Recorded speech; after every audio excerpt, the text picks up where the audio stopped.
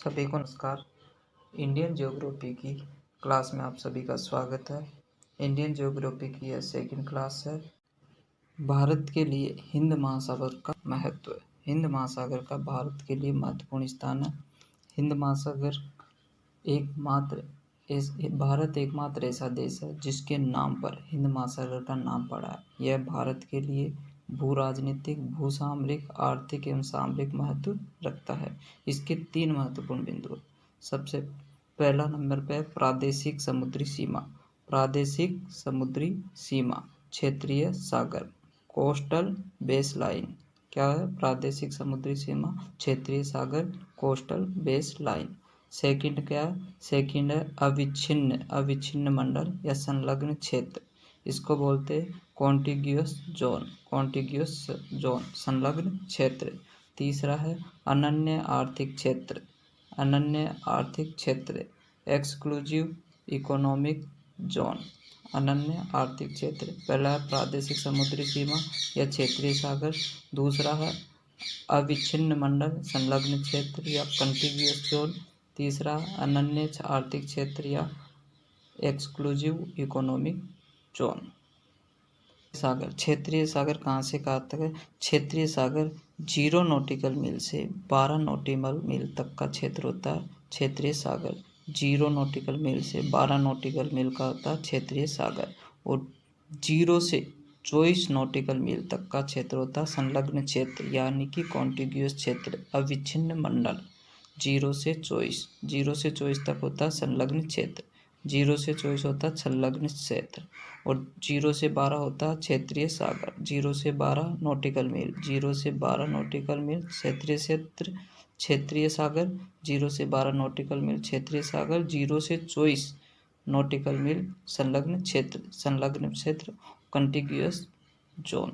और 0 से 200 नॉटिकल मील, 0 से 200 नॉटिकल मील, 200 नॉटिकल मील यह होता है अनन्य आर्थिक क्षेत्र, एक्सक्लूसिव इकोनॉमिक जोन, 0 से 200 नॉटिकल मील। और 200 नॉटिकल मील के बाद होता है उच्च सागर। 200 नॉटिकल मील के बाद क्या होता है? उच्च सागर।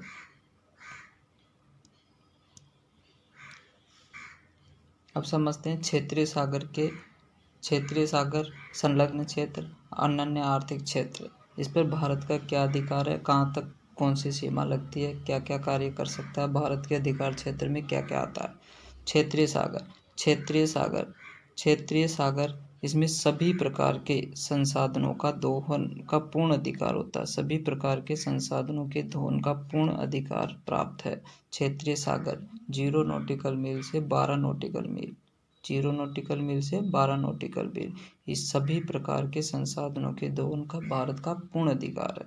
संलग्न क्षेत्र कहाँ से कहाँ तक है? संलग्न क्षेत्र है 0 से 24 नॉटिकल मील, 0 से 24 नॉटिकल मील। इस पर अप्रवासी कानून, पर्यावरण स्वच्छता, सीमा शुल्क अधिकार और राजकोषीय अधिकार प्राप्त है। इस पर भारत को कौन कौन से अधिकार प्राप्त है? अप्रवासी कानून, पर्यावरण स्वच्छता, सीमा शुल्क अधिकार, राजकोषीय अधिकार। तीसरा है अनन्य आर्थिक क्षेत्र। अनन्य आर्थिक क्षेत्र 0 से 200 नॉटिकल मील, अनन्य आर्थिक क्षेत्र 0 से 200 नॉटिकल मील।